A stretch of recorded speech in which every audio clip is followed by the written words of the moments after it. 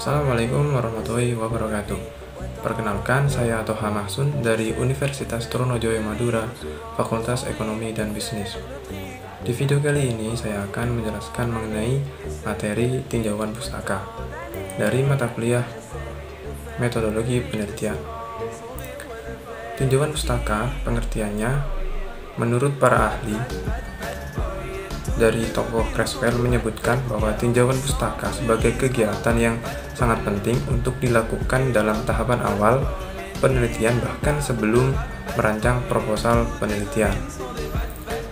Kemudian menurut Melian Shah mengartikan tinjauan pustaka sebagai sebuah kegiatan mencari, membaca, dan menelaah laporan penelitian serta bahkan bahan pustaka yang berkaitan dengan penelitian yang akan dilakukan.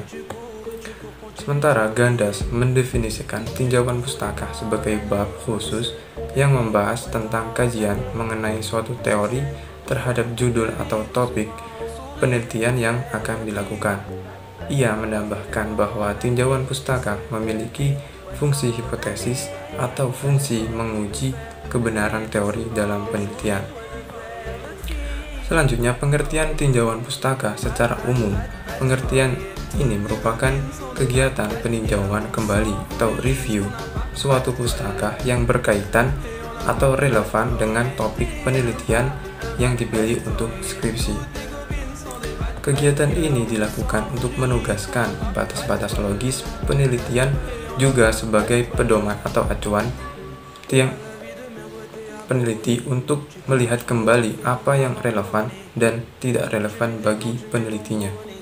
Kegiatan tinjauan pustaka juga sangat berguna bagi peneliti sebagai dasar asumsi atau pemikirannya terkait dengan topik tertentu. Mengingat tinjauan penulisannya yaitu sebagai dasar pikiran atau fondasi penelitian guna memperoleh dan membangun landasan teori, kerangka pikir, hipotesis penelitian, dan kemudahan penulisan pada tahapan penelitian selanjutnya. Selanjutnya fungsi tinjauan pustaka. Menurut Castetter dan Hessler sebagai berikut. Yang pertama, tinjauan pustaka berfungsi untuk mengkaji sejarah permasalahan. Yang kedua, membantu peneliti untuk mengkaji kelebihan dan kekurangan hasil penelitian terdahulu. Yang ketiga, membantu menemukan metodologi yang sesuai dengan penelitian yang akan dilakukan. Yang keempat, memudahkan untuk membandingkan antara fakta di lapangan dengan teori yang ada. Yang kelima, tinjauan pustaka membantu peneliti untuk mendalami landasan teori yang berkaitan dengan permasalahan penelitian. Yang keenam, menghindari adanya duplikasi penelitian. Yang ketujuh, membantu peneliti menunjang perumusan masalah.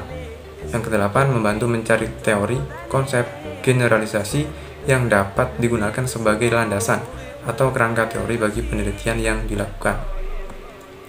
Selanjutnya, manfaat tinjauan pustaka. Emilia juga menuliskan beberapa fungsi atau kegunaan dari tinjauan pustaka. Di antaranya, satu, dapat menunjukkan lama waktu yang sudah ditekuni oleh peneliti tentang topik yang akan diambilnya. Yang kedua, menunjukkan bahwa peneliti benar paham secara komprehensif tentang teori yang digunakan dalam penelitiannya. Yang ketiga, sebagai bentuk apresiasi hasil karya orang lain dan memberikan penghargaan kepada para peneliti terdahulu. Yang keempat, membantu peneliti untuk mengidentifikasi adanya celah dalam bidang ilmu yang diteliti. Yang kelima, memberikan contoh rancangan penelitian yang telah digunakan oleh peneliti sebelumnya dalam mencari jawaban terhadap permasalahan yang akan diteliti. Selanjutnya, unsur dan isi tinjauan pustaka. Dalam penulisannya terdapat beberapa unsur-unsur yang termuat dalam tinjauan pustaka sebagaimana yang dituliskan oleh Hakin dan Peirce. Di antaranya adalah satu, evaluasi serta kutipan mengenai bidang ilmu atau topik yang sedang diteliti. Yang kedua, usaha peneliti untuk menghubungkan hasil karya yang ditinjau dengan penelitian sendiri, baik itu dilakukan secara langsung maupun secara tidak langsung. Tinjauan pustaka sebisa mungkin harus dapat menunjukkan kekurangan atau perbedaan dari pustaka yang ditinjau. Hal ini mengingat salah satu tujuan dari kegiatan tujuan pustaka adalah evaluasi. Oke, selanjutnya kriteria dalam penulisan tinjauan pustaka. Terdapat beberapa kriteria atau aspek yang harus dipenuhi dalam penulisan daftar pustaka. Di antaranya adalah 1. Kemutakhiran.